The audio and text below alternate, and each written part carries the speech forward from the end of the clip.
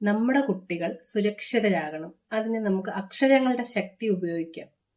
സ്കൂളിലും കോളേജുകളിലും എല്ലാം ഇന്ന് ഏറ്റവും കൂടുതൽ ലഹരി വിരുദ്ധ ക്യാമ്പയിനുകളും അതിനെക്കുറിച്ചുള്ള ബോധവൽക്കരണ ക്ലാസ്സുകളും നടക്കുന്നുണ്ട്. നമ്മൾ സ്കൂൾ തലങ്ങളിൽ നമ്മുടെ കുട്ടികളെ വിടുന്നതിന് മുമ്പ് നമ്മൾ മാതാപിതാക്കൾ വീട്ടിൽ ഇതിനെക്കുറിച്ച് ആദ്യം തന്നെ നമ്മുടെ കുഞ്ഞുങ്ങൾക്ക് ഒരു ബോധവൽക്കരണ ക്ലാസ്സുകൾ കൊടുക്കണം. കാരണം ഒരിക്കലും ഇതിലേക്ക് പോകരുത്.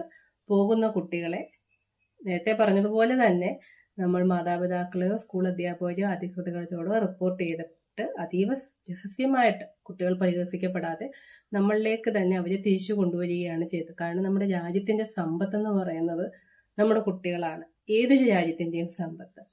നമ്മുടെ കേരള സർക്കാരിന്റെ വിമുക്തി മിഷൻ എക്സൈസ് വകുപ്പോട് കൂടെ ചേർന്ന് ഏറ്റവും നല്ല രീതിയിൽ ബോധവൽക്കരണ ക്ലാസ്സുകളും അതിനായിട്ടുള്ള സകല പ്രവൃത്തികളും നടന്നു വരുന്നുണ്ട്.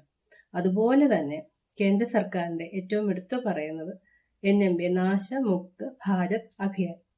ലഹരിക്കെതിരെയുള്ള പോരാട്ടങ്ങൾക്ക് ഏറ്റവും കൂടുതൽ ക്യാമ്പയിനുകളും പ്രവർത്തനങ്ങളും ഈ മിഷനിലൂടെ നടക്കുന്നുണ്ട്.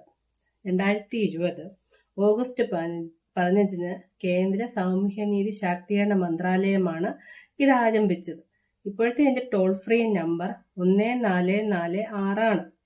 അപ്പം ലഹരിയുടെ പൂർണ്ണമായിട്ടുള്ള ഉപയോഗം കുറയ്ക്കുക, അല്ലെങ്കിൽ പൂർണ്ണമായിട്ട് ഇതില്ലാതാകുക, അതിനോടൊപ്പം തന്നെ സുരക്ഷിതരാകുക നമ്മുടെ കുട്ടികൾ.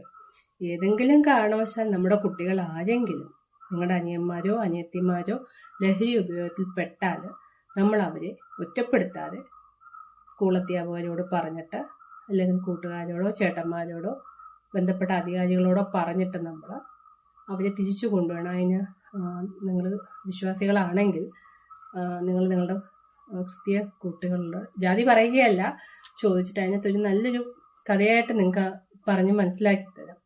നമ്മൾ ഓരോരുത്തരും നല്ലൊരു ഇടയനാകുക.